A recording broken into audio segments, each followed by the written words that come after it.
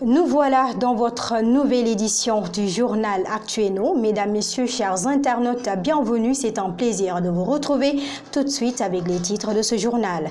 Journée de la francophonie France-Afrique 2020, le 11 juin 2019. Madame Stéphanie Rivoal, secrétaire générale chargée de l'organisation Afrique 2020 pour le développement durable, a effectué une visite à l'espace numérique ouvert de Mermoz pour découvrir l'université virtuelle du Sénégal. Mada Lucienne Tendeng remporte le prix du public lors de la finale nationale du concours Mathèse à 180 secondes ce samedi du 15 juin 2019. Enfin, la Fédération nationale des étudiants de l'université virtuelle du Sénégal a tenu un point de presse devant la sphère ministérielle de Diamniadio pour revendiquer certains de leurs droits. Tout de suite, le développement.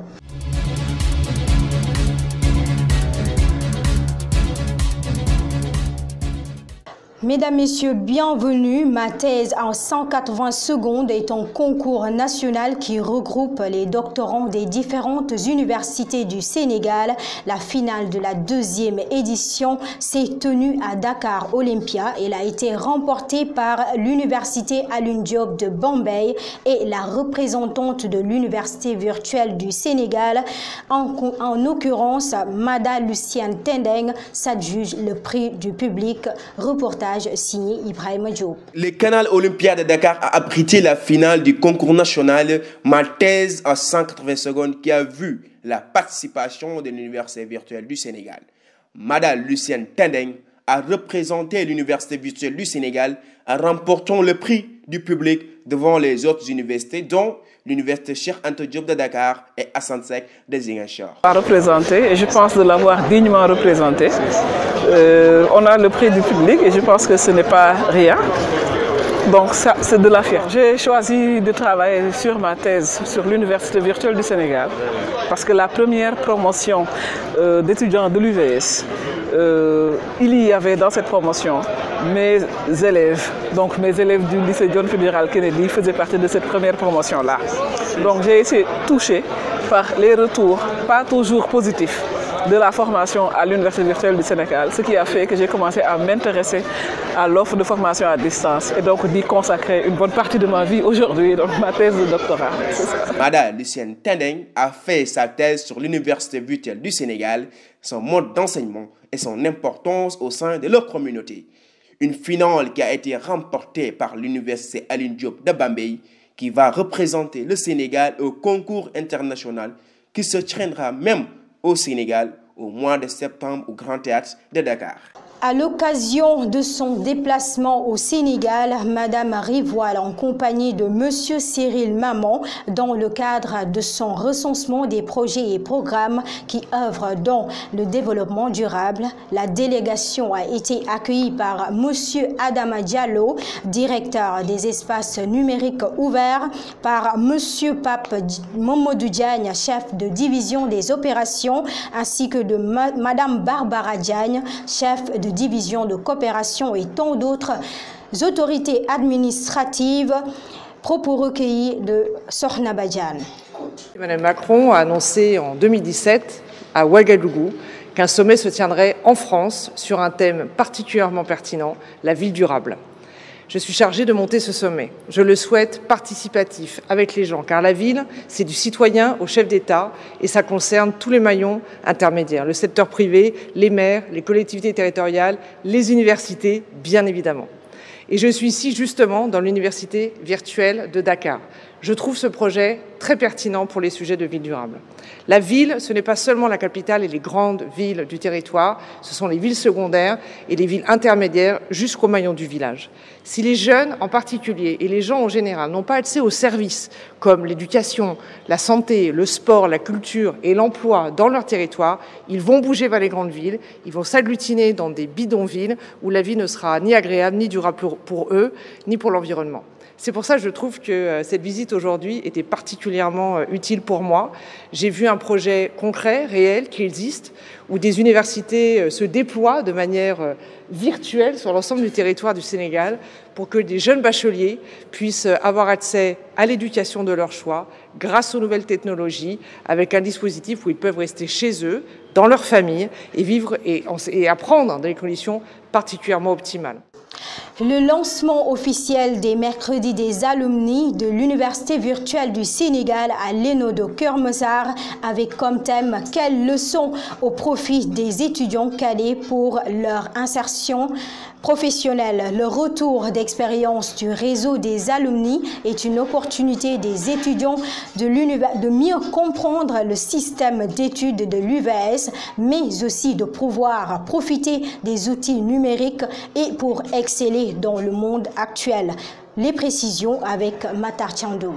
Dans le but d'orienter leurs cadets dans le cadre professionnel et pédagogique, le réseau des alumni a effectué le 12 juin passé le lancement du mercredi des alumni à l'ENO de Keur Massar sur le thème « Retour d'expérience des alumni, quelles leçons au profit des étudiants cadets pour leur insertion professionnelle ?»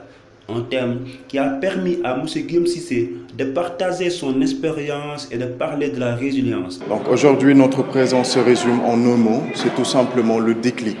Donc on cherche à motiver, on cherche à réveiller le leader qui se trouve au sein des étudiants qui se trouvent ici, au sein de l'ENO de Keur Massar. Et le choix s'est porté sur eux. Pourquoi? Parce que c'est des étudiants qui sont de quelque sorte diligents. Diligents dans la mesure où ils sont facilement motivables. Et puis ils présentent une certaine caractéristique dans la mesure où aujourd'hui ils se présentent comme des leaders en tant que tels.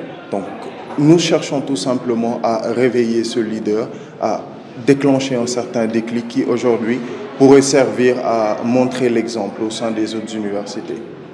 Voilà, donc c'est aujourd'hui ce qui nous motive à participer à cette entreprise qui certes va donner des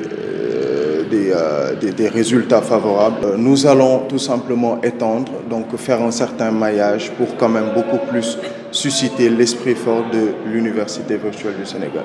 La comité de pilotage du réseau des alumni va étendre cette expérience dans tous les espaces numériques ouverts du territoire national et sous différents thèmes.